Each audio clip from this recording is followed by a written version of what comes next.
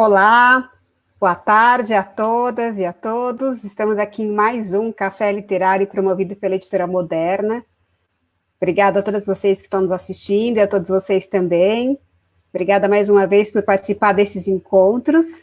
E hoje a gente vai falar sobre cultura jovem de geração para geração. De acordo com a publicação Juventude e Adolescência no Brasil, referências conceituais da ONG Ação Educativa, a definição de juventude possui diferentes vertentes, indo desde uma faixa etária, um período da vida ou uma categoria social. É consenso, no entanto, dizer que a juventude representa o período da vida que se dá entre a infância e a maturidade. Ou seja, em uma sociedade que valoriza cada vez mais a vida adulta, essa fase intermediária é vista como um constante vir a ser. Nesse contexto, o jovem seria alguém em transição, cujo foco deveria ser a preparação para o futuro para tornar-se um sujeito produtivo e socialmente bem-sucedido. Diante desse cenário, o que significa ser jovem hoje? Que mudanças e permanências podem ser observadas na cultura jovem no passado e nos tempos atuais? Quais os principais desafios enfrentados pelos jovens no mundo contemporâneo? Como a literatura pode aproximar as gerações?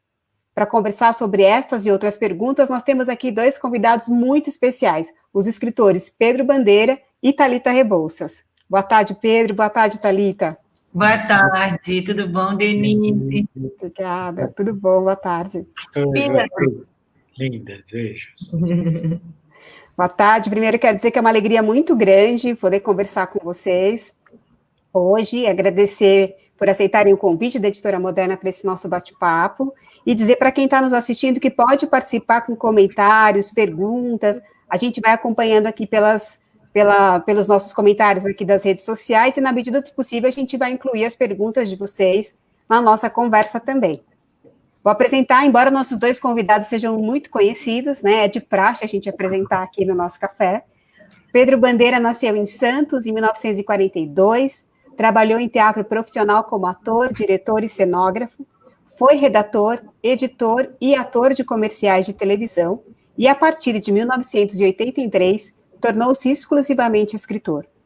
Sua obra, direcionada a crianças e jovens, tem ganhado diversos prêmios como Jabuti, APCA, Adolfo Wise e altamente recomendável da Fundação Nacional do Livro Infantil e Juvenil. Pedro já vendeu mais de 20 milhões de exemplares de seus livros. Thalita Rebouças é jornalista de formação, mas abandonou as redações para batalhar pelo seu sonho de ser escritora e, aos 25 anos, lançou seu primeiro livro. Desde então, já publicou mais de 20 títulos e hoje alcança a marca de 2,3 milhões de livros vendidos, traduzidos em mais de 20 países. Suas obras foram adaptadas para o teatro e várias tiveram seus direitos vendidos para o cinema. Thalita também é apresentadora do The Voice Kids na Rede Globo. Bem-vinda, Thalita, bem-vindo, Pedro, novamente. Obrigada, Denise. Olha, num país como o nosso, né, que caminha em relação à questão da leitura e da formação de leitores, ver esses números de vocês, assim, né, a gente fala 20 milhões, 2 milhões e 300 mil, é bastante livro, é um alcance muito grande. E vocês dois, Pedro e Thalita, têm muitos livros dedicados ao público adolescente e jovem, né? Eu queria começar a nossa conversa perguntando para vocês como é que se deu a escolha desse público, de escrever, né, para adolescente, para jovem, e quando vocês estão escrevendo, quem são os leitores para quem vocês escrevem? Existe um leitor ideal, alguém em quem vocês pensam, alguma inspiração? Como é que isso acontece? A gente pode começar. Começamos pela Thalita, Pedro? Sim. Sim, pode ser? Bora. Na verdade, eu nunca achei que eu fosse escrever para adolescente. Eu só queria escrever, sabe? Era o meu sonho. A pessoa que está se vendo, gente, espera, porque o meu ring light, ele não é tão bom. Então, quando eu comecei, eu só queria escrever. E aí eu escrevi o Traição Entre Amigas. E o Traição Entre Amigas é um livro para jovens adultos. Os protagonistas têm entre 18 e 20 e poucos anos. Só que quem amou o livro foi a galera de 13, 12, 11, que começou a falar para mim, obrigada por entender a gente, obrigada por escrever para a gente, me agarrava, me abraçava, me dava um beijo, me agradeciam. E eu falei, caraca, essa galera está se reconhecendo no meu texto, né? Vou escrever para elas. Então, teve um momento ali, que foi quando eu publiquei meu primeiro livro para adolescente, foi Tudo por um Popstar, que foi justamente quando eu vi que era essa faixa etária que gostava do que eu escrevia. E a reação deles era tão amorosa sempre, tão com tanto carinho, que eu falei, eu quero escrever para eles só, né? Não quero mais fazer outra coisa da vida. Então, o público, foram eles que me escolheram, na verdade, os adolescentes. E para quem eu escrevo para a Thalita de 14 anos, sabia? Quando eu sento no computador, eu me sinto a Thalita de 14 escrevendo para mim mesma, assim. E hoje que eu já conheço bem o meu público, e faço histórias que acontecem, né, podem acontecer com muita gente, as pessoas se identificam. Então, eu posso dizer que adolescentes se identificam com o que eu escrevo, eu tenho essa sorte. Então, é isso. Mas eu imagino a Thalita de 30 anos atrás. Olha, que legal, Thalita. É interessante, né, que você começou escrevendo e aí, na verdade, o seu público te encontrou, né, se reconheceu ali naquele texto e a partir daí vieram... Agora, o seu público é um público prioritariamente feminino? São mais as meninas que leem os teus livros? Muita, muita menina.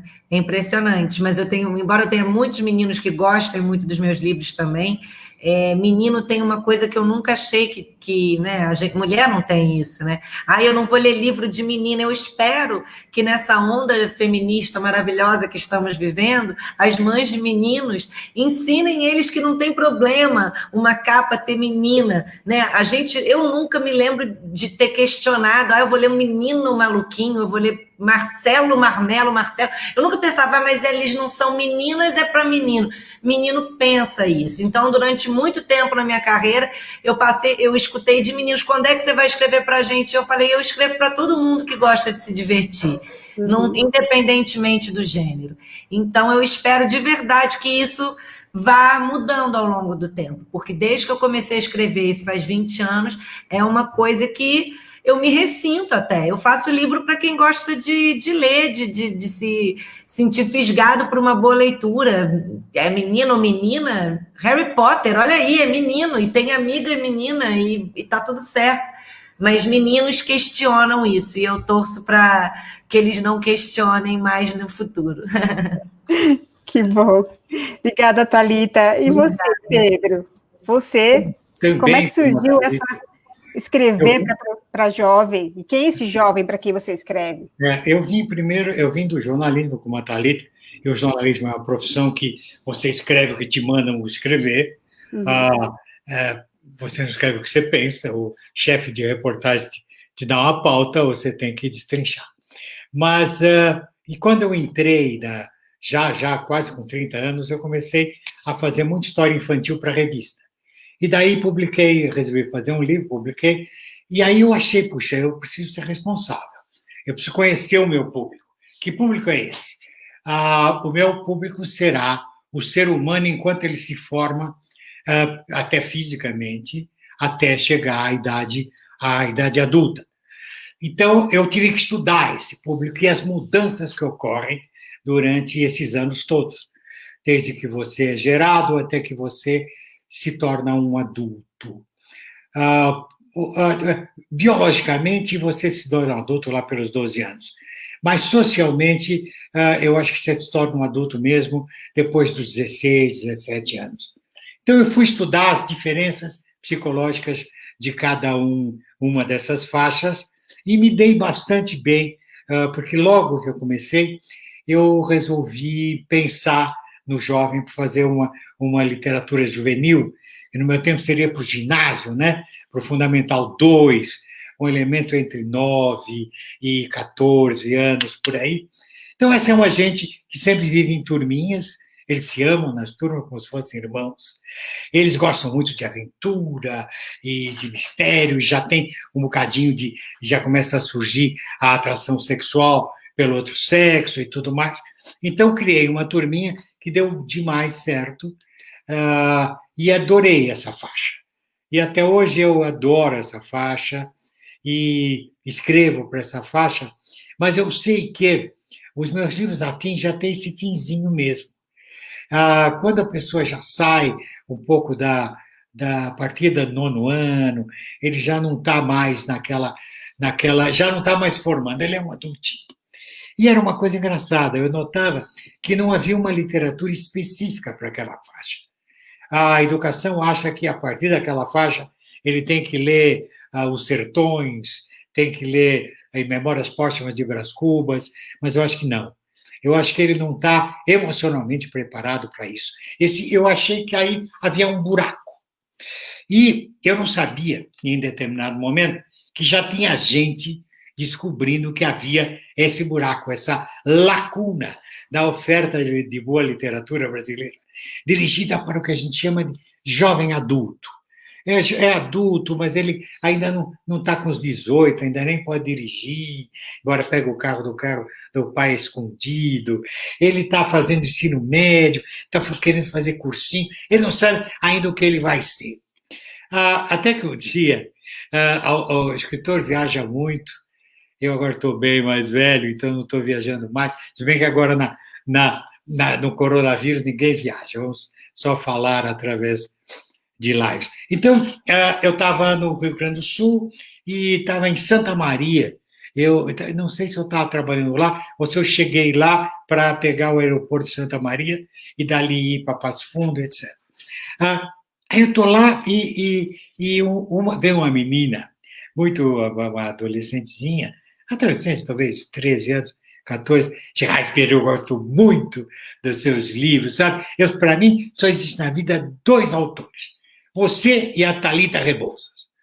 E agora acontece o seguinte, nós, autores, nós não temos chance de ficar indo em livraria e comprando o livro dos colegas. A gente ouve falar, mas é difícil isso. A gente não vai comprar com tantos, né? A gente mais lê o livro que o colega dá e você lê. E muito mais se houvesse uma indicação, um crítico literário que escrevesse nos jornais e citasse, olha, tal livro é bom, nós, autores, iríamos atrás desse livro. Mas como isso não existe, aí eu, Thalita Rebouças, nunca li. Nunca li. Aí eu entrei numa livraria em Santa Maria e perguntei, olha, havia 5 livros diferentes da Thalita. E era todos da fase Fala Sério Mãe, Fala Sério Pai, Fala Sério Amiga.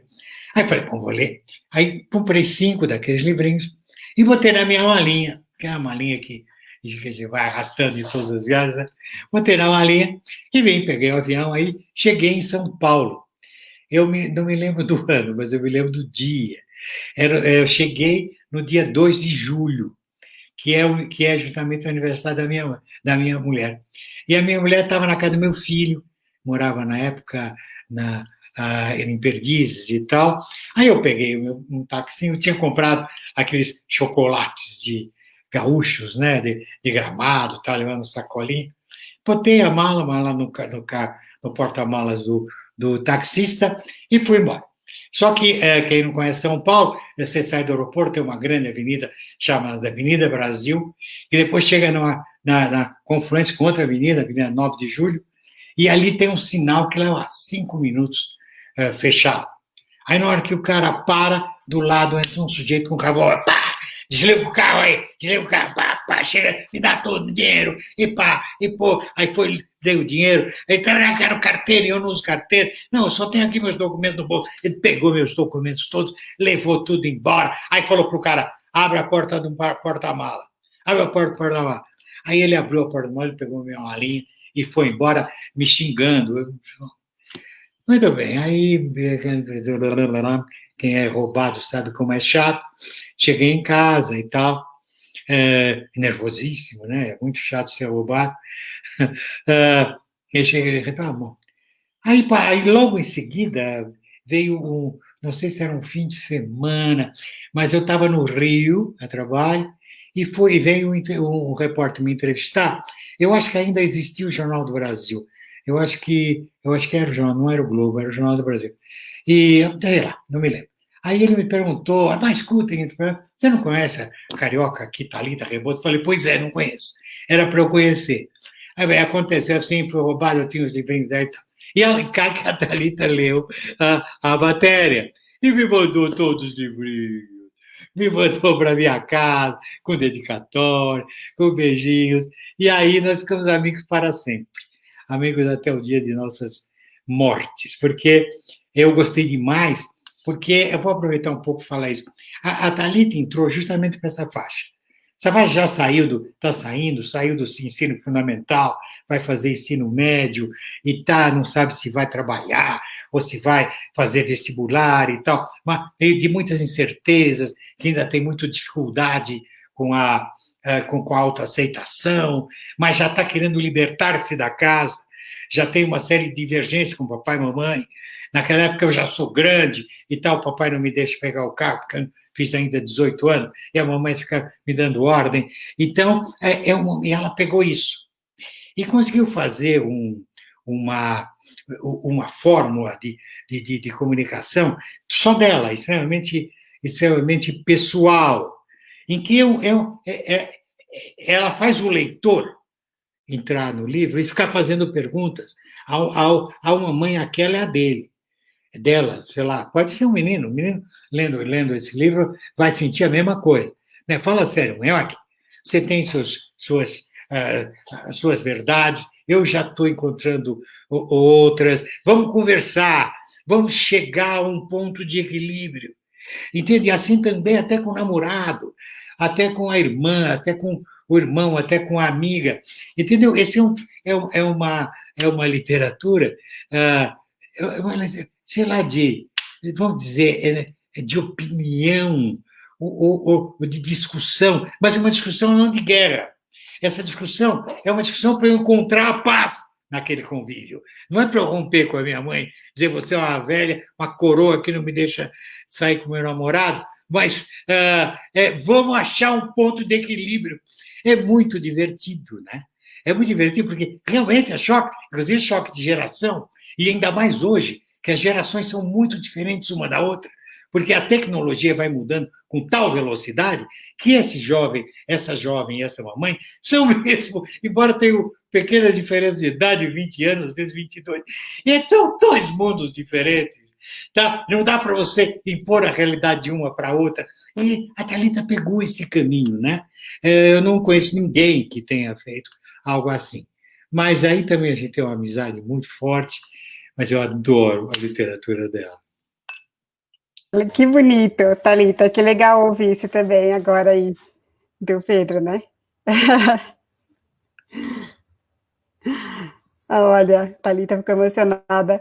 Agora, Pedro, interessante você dizer isso, né? Falar sobre o trabalho da Thalita, porque esses temas, primeiro amor, relações familiares, amizade, drogas, projetos de vida, são alguns dos temas que costumam aparecer nas narrativas destinadas a adolescentes e jovens que vocês dois produzem. No entanto, a Thalita e você são autores de gerações diferentes. Na visão de vocês, quais são as mudanças e permanências da cultura jovem dos primeiros leitores do Pedro Bandeira para os leitores de Thalita Rebouças? Deixa eu falar primeiro, que ela falou. Deixa eu falar uma coisa, Thalita. Fala essa primeiro, mas deixa eu só falar uma coisa para você. Fala, amor. Que o meu microfone estava no mudo, e eu queria falar que eu acho muito lindo tudo isso que você falou. Eu acho um privilégio você saber meu nome. Imagina você ler os meus livros, você ter essa opinião. Pedro, você sabe o quanto eu admiro você, o quanto eu fui sua leitora, eu fico chorando. Bacana, meu anjo. Me emociona muito mesmo, seu carinho, sua acolhida comigo sempre. Então, muito obrigada. Você falou que você coloca a menina Thalita de 14 anos lá, e é isso que eu achei de original. É totalmente diferente do que jamais foi feito na literatura jovem. Essa Thalita de 14 anos, sou eu, leitor de 14 anos, que estou lendo. E as verdades dessa Thalita de 14 anos, principalmente as emocionais, os choques emocionais, as diferentes maneiras de ver o mundo, sou eu. Então, eu estou me lendo. Você faz um livro que é um espelho desse adolescente ou jovem adulto, chame do que quiser. Mas é alguém que está formado, mas se formando. Ele ainda não tem certeza para onde vai, mas ele tem algumas verdades que ele não pode enterrar em prol das verdades do outro. Esse outro nem sempre de outra geração, pode ser o irmão, pode ser a amiga, pode ser o namorado, o amor, tá? Então, sabe, e eu acho que isso é de paz. Mas, normalmente, quando se faz esses livros, o autor é aquele adulto que cria um enredo em que há um personagem jovem e um personagem mais velho, e aí ele faz o diálogo entre os dois. Não, você entrou direto na coisa. É uma sacada única, não é, Denise? É uma sacada única. Ele não tem intermediação do autor. Não. O leitor é autor. Eu trouxe maluco. Muito Fala, bom, querida. obrigada. E você, Thalita, o que você vê de permanência? Porque você é até curioso você trazer isso. Você foi leitora do Pedro Bandeira. Eu também sou, né? Digo que eu sou, porque quando encontrei o Pedro pessoalmente no Café Literário, eu levei o meu livro, que eu li quando eu tinha 14 anos, né? A minha edição da Marca de uma Lágrima. Mas o que você acha que permanece? Você diz que você escreve para a Thalita de 14. O que da Thalita de 14, né, de anos atrás, conversa com as Thalitas, com as Denises, com os Pedros de agora? Né? Eu vou falar uma coisa que é muito linda e que o Pedro vive muito. Eu estou realmente emocionada. Sempre me emociono muito ouvindo o Pedro falar, porque é muito difícil. Nossa profissão é muito solitária. Então, quando tem um gênio falando de mim, falando do que eu escrevo, enfim, eu me sinto muito lisonjeada mesmo. Mas uma coisa que a gente sente muito, você falou agora da Marca de uma Lágrima, quantas vezes o Pedro ouviu e recebeu carinho, porque essa faixa etária é muito carinhosa e eles não gastam sorriso à toa. E é isso, eles abraçam a gente, eles agradecem e eles se emocionam. Como eu estou emocionada com o Pedro, que fez parte da minha história, que é óbvio que ter ele na minha vida fez com que eu virasse escritora também, de tanto que as histórias dele me fizeram viajar. Então, assim, ter esse carinho dos leitores não mudou nada desde o adolescente que eu fui para o Pedro e o adolescente de hoje, e digo mais, apesar deles terem o mundo literalmente na palma da mão, eles ainda gostam do objeto livro, eles têm carinho, eles levam livros todos desmantelados de tanto que eles leram para a gente autografar. Então, assim, a essência do adolescente não muda. Eu acredito que a minha avó, minha bisavó, meu avô, todo mundo foi teve os mesmos conflitos, as mesmas angústias, os mesmos amores platônicos ou crushes, como queiram batizar, mas é isso, eu acho que o adolescente, a essência não muda. Pedro, até queria saber de você. Pois é, eu acho, veja, nós temos um autor chamado William Shakespeare, que escreveu suas peças há 400 anos, e até hoje essas peças emocionam todo mundo. Por quê? Porque ele não escreveu sobre o tempo dele. Ele escreveu sobre o ser humano. Ele escreveu sobre o amor impossível em Romeu e Julieta, que eu ouvi falar que Romeu e Julieta é uma peça que agrada, inclusive, os casais homossexuais. Porque cada um vê, não importa se é Romeu e Julieta, é um amor impossível para o homossexual, as dificuldades da realização do amor entre eles é maior ainda, ainda há um preconceito enorme na sociedade. Então, aquela peça, ele tem a melhor sobre ciúme, que é Otelo, a melhor sobre envelhecimento, que é o King Lear, e assim vai. Por isso, até hoje, ele emociona. Porque as emoções humanas não mudam. O fato de hoje o menino ter um celular, e de jogar joguinho, e ter internet, e ter Google e tal, não diferencia. Ele ainda tem problemas de autoestima, ele ainda não sabe se aquela menininha que ele gosta tanto vai olhar para ele, ele não sabe o que ele vai fazer, ele não sabe se o papai vai brigar comigo e eu vou ter que baixar a cabeça, mas ele está errado. Então, tudo isso aí sempre existiu e existirá no ano 3000. Não é a tecnologia que nos muda. Tá? O meu sentimento é o mesmo do meu leitor de hoje. Tá? Ele me abraça com um amor tão grande, mas tão, né, Thalita, mas tão grande, rasante, como talvez eu te abraçasse Monteiro Lobato, se eu tivesse vontade. Tá? Sabe, o Monteiro Lobato teria abraçado o Lewis Carroll, se ele tivesse a oportunidade, tá? Então, sabe, eu acho que não nos preocupamos com isso, porque muda a tecnologia. Mas nosso livro não é sobre tecnologia. A gente não é sobre celular, não é sobre gente. É sobre gente. Sobre gente. E gente é gente. Gente, você vê o que a gente chama de clássico. Você leu o Dom Casmurro? Se você fosse escrever o Dom Casmurro hoje, você não conseguiria mexer numa palavra de tão perfeito que ele é para hoje. Um sujeito tão fraquinho, que casou com uma mulher tão maravilhosa, tão maravilhosa, que qualquer fofoca que fazem para ele, ele acredita, pô, realmente, eu sou tão bicho, ela deve estar me traindo, só pode estar me traindo. Claramente. Hoje você.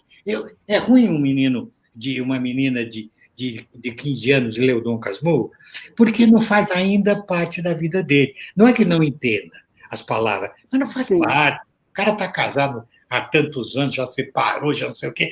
Não fala ainda para o emocional. Mas quando ele tiver os seus 30, 35, 40, ele desmaia ao ler Dom Casmurro. É isso aí. É o que eu sempre falo, que quando você tem 15, não bate em você como devia bater.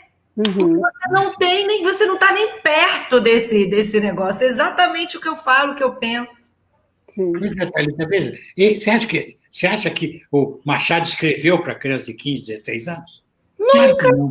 Escreveu para senhores do Rio de Janeiro. Na época, pouca gente sabia ler no Rio. Né? Imagina, a população era pequena. Alguns senhores eram capazes de ler. Se ele fizesse 300 exemplares, matava. Só tinha 300 pessoas que podiam ler. Era assim que ele fazia as tiragens de livros dele. Tá? Ele escreveu para aqueles senhores que foram pensar, puxa vida, tá? Imaginar, não para os filhos daqueles senhores. Tá? Então, esse é o caso. Eu não tenho medo de... Veja, a literatura não envelhece se ela é boa. Você lê hoje, sabe, Vidas Secas, você compreende perfeitamente o que sempre foi o sofrimento do nordestino que nunca teve direito a ter terra, que é igualzinho hoje, e sabe, não vai mudar. Você lê, parece um livro de história. Então, assim vai, e assim ficam eternos os bons livros, sei lá, você pega qualquer um livro, qualquer uma autores que se tornaram clássicos. Por que se tornaram clássicos? Porque serve para qualquer idade. Qualquer pessoa se emociona ao ler. Tá? Então, gente, é gostoso isso. Né, Thalita? Não é bacana ver? Eu vou ficar, eu não vou embora. Quando eu morrer, eu vou ficar. Vai ter um adolescentezinho, daqui a 40 anos, que vai pegar, fala sério, mãe, vai falar, puxa vida, é mesmo, não? E vai ser. Não me compreende. Porque é ele que vai estar escrevendo o livro de novo. Essa é a tua magia que eu peguei. Agora, Pedro e Thalita, vocês estão falando, estou bem emocionada aqui também. De pensar nessa permanência desse trabalho de vocês, que é muito bonito. Nos últimos 30 anos, a gente vem passando por profundas transformações. Vocês citaram aqui a questão das tecnologias, mas a gente tem as diferenças nas configurações familiares, nas relações de gênero, né? Então, e o que é ser jovem hoje também vem mudando. Eu não digo nem que essa questão das relações de gênero e configurações familiares estão só mudando, mas agora elas estão começando a passar por um processo de aceitação da sociedade, né? E nesse contexto é muito difícil para as novas gerações encontrarem espaço de diálogo com os adultos. E os livros de vocês talvez sejam um poderoso instrumento para abrir conversa sobre a vida, já que o que vocês estão falando, que vocês falam de gente e da vida. De que maneira que vocês acham que as obras de vocês e a literatura, de um modo geral, pode favorecer essa construção desses diálogos entre as gerações? Eu acho que é exatamente isso aí que você está falando. A gente escreve sobre gente. E aí você está num jantar, em família, e você...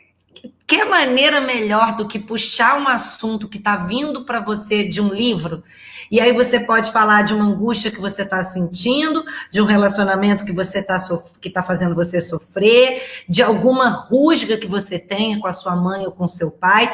Tudo isso, olha, mãe, eu estou lendo aqui nesse livro, você acredita que com a personagem... E livro tem uma coisa que, diferente de filme, diferente de novela, livro é seu, né? É isso que o Pedro estava falando, que o leitor vira autor também. É ele com ele. Então, é muito íntimo a relação do livro com o leitor. Então, quando um leitor usa o livro para puxar um assunto, eu acho que os pais, a família, o crush, quem quer que seja, já olha, ó, o que ele está querendo falar comigo. E eu acho que realmente, eu acho não, ao longo desse meu tempo de carreira, eu posso dizer, garantir, de todo o retorno que eu tenho, a literatura facilita e muito o diálogo dentro de casa, facilita muito o diálogo interno. Então, eu acho que livro não tem maneira melhor do que falar, puxar um assunto do que falando de um livro que você está lendo. Eu acho que é muito forte isso. E você, Pedro? Eu também acho, Thalita. Inclusive, eu, antes desse bate-papo hoje, coincidentemente, uma vizinha tinha me perguntado, não sei nem se ela está assistindo aí, a Maristela, tinha perguntado para mim sobre, meus filhos estão na adolescência, de algumas dicas de livros. Eu falei, assiste a live de hoje, né? Vamos falar um pouco sobre isso. E também acho que eles são um ótimo instrumento para a gente, para conversar. E você, Pedro? Veja, eu pensei nisso e pus num livro. Eu fiz uma adaptação do Hamlet para jovens, porque Hamlet, ao contrário, é Thelma. Então, eu fiz uma menina chamada Thelma, que tem os mesmos problemas do Hamlet. Faz os mesmos solilóquios do Hamlet e tudo. Ele duvida, tal, que o pai matou a mãe. Do Hamlet, o pai matou, a mãe matou o pai. Aí eu fiz o pai matar a mãe, quer dizer, ele achar que matou. E então tem uma hora que, para o seu plano, Hamlet tem que fingir-se de louco. Então a minha personagem tinha que fingir-se de louca. Então, uma hora ela tá aprendendo um livro e entra um personagem secundário que pergunta: você está lendo? Eu falo, não, estou escrevendo. Como você está escrevendo? Não, estou aqui acrescentando ao livro tudo aquilo que o autor não pôs. O autor sugere uma coisa, eu tenho que pensar o que é, chegar a uma conclusão e completar o livro. Esse é um autor incompleto. Ele falou, mas então esse é um mau autor? Não, esse é um bom autor. O bom autor é aquele que deixa a gente entrar e ser autor também. Os autores completos são muito chatos. O cara explica tudo direitinho, fica explicando como é o personagem e tal. Aí fica muito chato ler. Ele não deixa a gente entrar no livro. Então, essa é a minha ideia. Serve, como a Thalita falou, serve assim como uma psicanálise, como análise. Sabe, quando você se vê no livro, você lê o seu problema e vê ele se desenvolver, e é o que a gente escreve, a gente pega problemas dessa faixa, da faixa da mudança, está tudo mudando. A adolescência é o único momento que o ser humano muda completamente, porque antes ele é criança até chegar na puberdade, depois ele é adulto. Em algumas sociedades, é criança até a puberdade e adulto a partir da puberdade, porque pode se reproduzir. Em outra sociedade, com 14 anos, todo mundo já casa e tudo, né? Já se acasala, se for o caso. Então, é o único momento que é uma enorme. Mas essa mudança é uma explosão. É uma enorme explosão. Os hormônios explodem, sabe? A menarca e tal, os pelos pubianos aparecem. E aquilo traz claramente uma enorme confusão mental. Por isso que a gente acha muito importante que os pais estejam numa família equilibrada, estejam ao lado desse ser humano, e oriente, dizendo a verdade, e tal. Como a gente sabe que até hoje tem menina que sangra, fica, mãe, sangrei. A mãe está falando, então agora usa isso. Dá um absorvente e vira as costas. Nem explica que ela está ficando pronta para reproduzir a humanidade, manter a humanidade viva, existente, não desaparecer. Olha que coisa linda! Por que não aproveita para falar isso? Mas não se pode falar dessas coisas. Criança, sabe? Aí é dose, entende? Então a gente tem que compreender. Nós, artistas, temos que compreender isso. Nós temos que tentar entender a cabeça dessa pessoa explodindo de hormônio. Aquele menino que pega a gilete do pai e fica esfregando na cara para ver se aparece a barba. Porque, às vezes, dessa idade, a menina ela fica a mulher antes do menino, com uma diferença talvez de 2 anos. Né? Ela, às vezes, tem uns tirão, ficam maiores para o colega que tem a mesma idade. Depois chega na idade dos leitores da Thalita, o menino cresce e fica tudo normal. Então, você tem que entender aquilo, a necessidade dele, tá? Mas ele tem tanta necessidade de ter barba, como de vez em quando procurar o colo da mãe, sabe? Então, é isso que a gente tem que entender, tá? Para ele, sim, para ele aceitar. É assim a minha vida. A minha vida é normal, é assim, é bacana, eu vou superar. Por isso, sem literatura, sem a arte, ou o cinema, ou o teatro, você fica mais fraco por dentro. É mais doloroso crescer. Ou você chega na idade adulta ainda com todas as dúvidas, ainda com toda a desorientação. Tá? Então, gente, não é que estou puxando brasa para a nossa sardinha, mas todo mundo sabe que sem arte, sem música, sabe? Por que uma pessoa ouve uma música e chora? Porque aquela música tocou alguma coisa do interior dela que existia. E aquele poeta que fez aquela letra tocou, tum, com o dedinho na ferida. Sem isso, sem esse choro, ela talvez não enfrentasse esse mecanismo que está dentro dela. Veja como os mecanismos são muito mais profundos do que a gente pensa. Sim. Nesse mundo. Não isso que está trazendo. Não é adotar um livro para dar aula de português. Como uma vez, o grande educador que agora me foge, ele também escrevia livros. Então, ele escrevia livros infantis. Ele recebeu uma carta que dizia assim: gostei muito do seu livro do Patinho e tal. Muito bacana. Depois a professora mandou a gente pegar o livro e sublinhar todos os dígrafos. Sabe? Literatura é sublinhar os dígrafos. E ele falou: eu nem sei o que é dígrafo. Porque antes chamava encontro consonantal, né? Agora chama dígrafo. Ele não sabe o que é. Não é. A literatura é muito mais profunda. Podia ser a história do patinho feio, que você mostrar que o ser humano pode se transformar. É belíssima aquela ideia. Você se transforma. Sabe? A gente se acha feio quando é jovem. Né? Porque ainda está desengonçado, né? A calça fica curta, isso tudo tem que ser compreendido pelo artista. Isso tudo tem que estar num livro, senão ele não vai ser aceito. Pedro, bonito isso que você disse, né? Também essa construção desse mundo interno. Eu tenho que fazer uma correção. A minha vizinha é a Flávia, não a Maristela. Eu tenho uma vizinha chamada Maristela, mas quem me falou da leitura com os adolescentes foi a Flávia.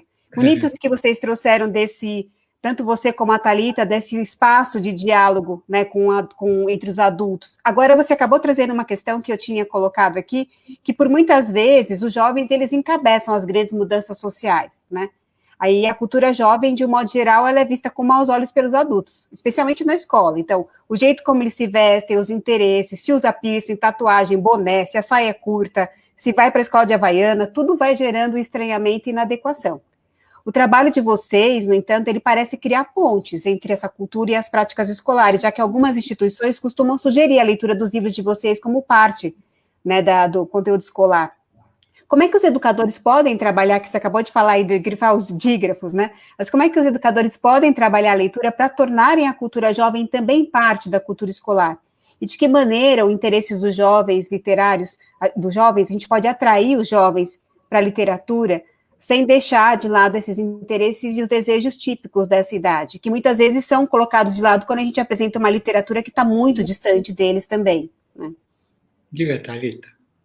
Eu acho que, para princípio de conversa, os professores têm um papel importantíssimo na vida dos adolescentes, ainda mais hoje que cada vez mais os pais delegam erroneamente, claro, a educação dos filhos aos professores.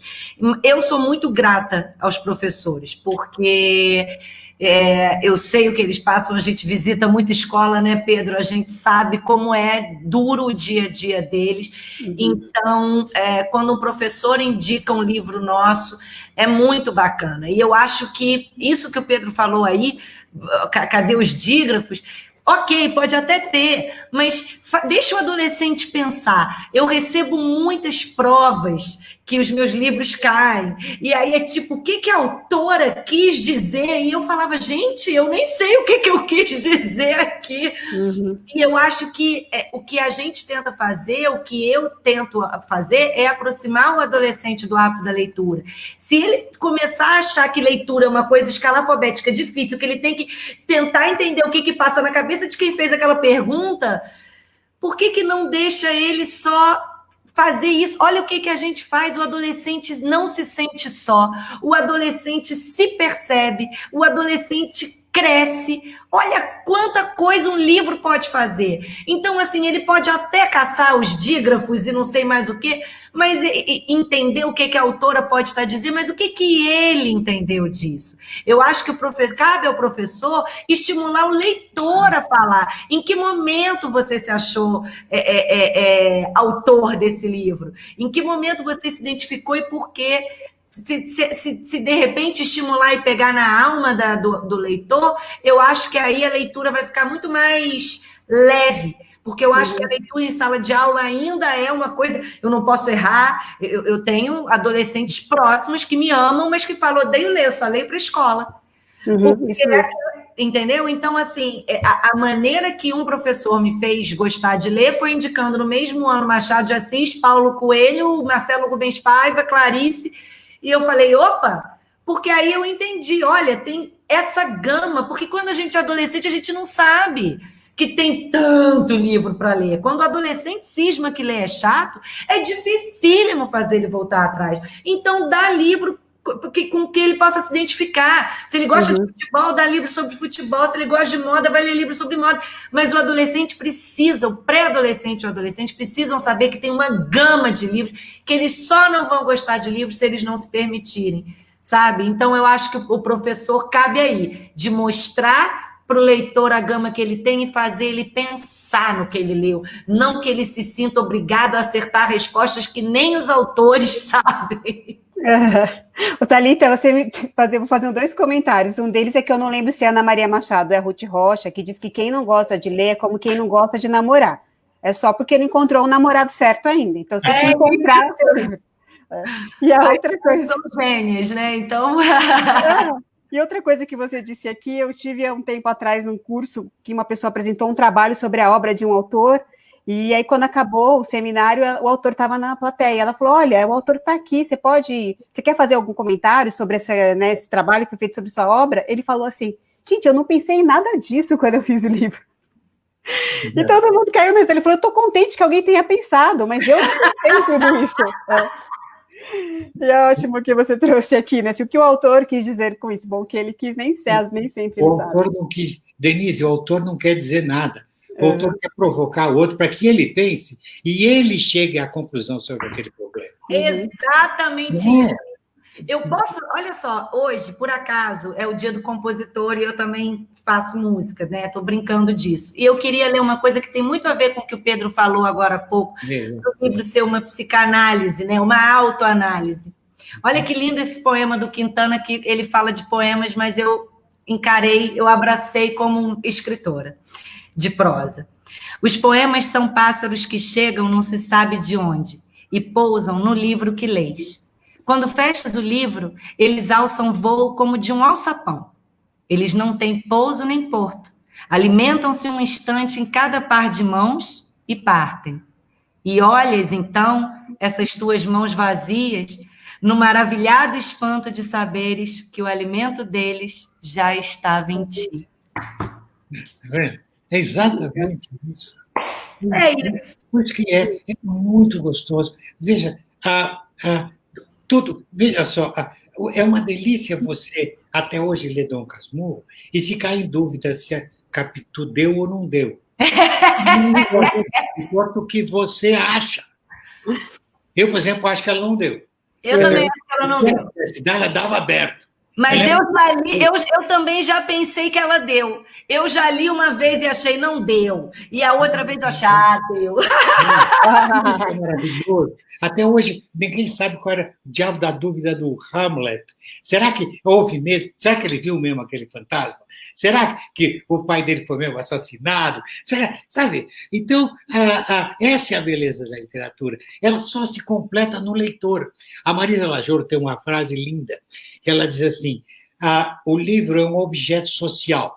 Para que ele exista, é preciso que alguém o escreva e que alguém o leia. Uhum. O livro sem leitor ele não faz sentido. Sim. Não é o cantor sem plateia. Não tem, sabe? Ele existe quando ele está aberto na frente de... Então, como a Thalita diz, o que é que o senhor quis dizer com isso? Não, o que é que você pensou quando leu? Eu quis que você pensasse, chegasse à tua conclusão, que pode até ser totalmente contrária àquilo que eu pensava no momento. Tá, nós não impomos nada, nós não damos lição de moral, nós não ensinamos coisa alguma, nós tentamos entender esse pessoal e jogamos ele nessa brincadeira. A gente só quer fazer eles pensarem, né, Pedro? E eles gostam da gente porque esses caras me compreendem. A menina ressuscitou se lê, a menina, sabe? E está cheio dessa história, entendeu? Então, olha, por isso que é deliciosa a nossa profissão. É muito deliciosa a nossa profissão. É muito deliciosa. Que lindo. Pedro, tem uma pergunta para você aqui que eu não vou conseguir descobrir agora, que é tanta gente escrevendo, mas que já passou 2 vezes aqui. E a pessoa queria saber se o seu livro, A Droga da Obediência, tem alguma inspiração no livro Admirável Mundo Novo. Como ele colocou a pergunta várias vezes. Tem que ver com 1984. Tá? Uhum. Tem que ver. Esses caras todos, eu li esses livros e me maravilhei, principalmente com 1984, que eu acho os melhores livros do século XX. Adoro esse livro. Claro que sim. Eu me baseei bem, no meu sentimento, é que eu fui jornalista durante toda a ditadura militar. Eu era um jovem jornalista quando entrou a ditadura militar, eu já estava coroa quando ela foi embora. Então, eu vivia a censura, eu vivia o lápis vermelho, tá? Eu chorava de ódio quando tinha alguma coisa cortada minha ou de algum colega. Ou quando você recebia uma ordem de Brasília, tal assunto não pode ser tocado. Como não pode ser tocado? Sabe aquela famosa história da epidemia de meningite que houve no Brasil, que Brasília proibiu de se falar no assunto. Então, ninguém sabia que havia uma epidemia de meningite, muita criança pegou meningite e morreu. Tá? Nesse nível, você fica desesperado. Então, a droga da obediência é a droga do cala-boca. Tá? Não vem com essa de cala-boca. E o menino, quando chega na cidade, a menina, ela já quer ter opinião. Ela não quer mais sempre seguir aquilo que o papai e a mamãe dizem. Ele já quer encontrar suas próprias respostas. Tá? Então, ele diz assim, o personagem principal diz assim, a obediência só leva à repetição dos velhos erros. É a desobediência que muda o mundo. Para você mudar o mundo, você tem que desobedecer o que acontece para descobrir uma nova verdade. Tá? Não é birra, não faça, não é bem isso. É desobedecer, encontrar a sua própria solução. Isso é um progresso. E os nossos meninos entenderam. Tá? Pelas cartas que eu recebo, eu não tenho mais carta, não tenho quantidade de carta. E-mail não é igual, viu? Ai, olha, eu vou te falar, que lindo isso que você falou agora, porque é isso, eu acho que a gente, nesse papel de escritores infantos juvenis, é isso que a gente tem que fazer nas pessoas, que eles acreditem neles a ponto de desobedecer para o bem deles. A gente não está incitando nenhum crime, a gente está estimulando que a pessoa seja feliz, assim, que a pessoa... É isso, assim, eu me sinto uma desobediente quando eu segui o contrário do que a minha família esperava que eu seguisse. Não esperava nada disso de você.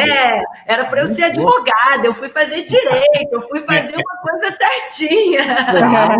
Arquiteta. E olha aí. Nós teremos perdido a maior escritora olha, realmente, eu acho, eu e Thalita completamos, a gente começa pequenininho e vai até os 20, eu acho, né? Total. 20, total. Então, nós estamos completos. Se quiser ler Pedro Bandeira e Thalita, está lido. Pode ler junto, inclusive. Maravilha, maravilha. Oi, gente, olha, a gente está chegando aqui no nosso tempo. Eu quero dizer, eu sempre falo isso nas conversas que eu faço a mediação da Moderna, mas eu me sinto muito honrada, assim, né, em participar, porque para mim é uma alegria ouvir vocês. Para mim é uma alegria estar aqui costurando uma conversa. Eu fico muitas vezes com a mão assim, porque eu estou só assim, sabe? Olhando e falando, gente, que bom, agradecendo a vida, assim, que bom que a vida me deu de presente a possibilidade de estar aqui vendo vocês. Estou bastante emocionada. Quero agradecer muito vocês, agradecer todas as pessoas que nos assistiram. Muita gente dizendo, falando de vocês, grande autor, sou fã dos seus personagens. Tem gente dizendo, Thalita, que conhecia você do programa de TV e que agora virou fã de você como escritora. Oba! Tem gente agradecendo as falas que vocês disseram sobre a questão da escola, sobre a questão do trabalho que é feito com literatura. Várias professoras dizendo que trabalham os livros de vocês e professores também. Enfim, muitos comentários, que legal vocês verem depois aí, quando a live ficar salva. Quero agradecer a todo mundo que participou, agradecer vocês dois pela presença. Muito obrigada mesmo. Dizer que Café Literário acontece todos os meses, né? A gente tem aí mais 2 até o fim do ano. O próximo é dia 11 de novembro, às 17 horas. E a gente vai conversar com a Caia Amoroso e o Gilberto Rodrigues sobre um tema muito atual: literatura, cidadania e a questão dos refugiados. Dia 11 de novembro, às 17 horas, ao vivo na Moderna, aqui nas redes sociais da Moderna. Tá joia? Obrigada mais uma vez a todos vocês e a todas, e até o próximo café.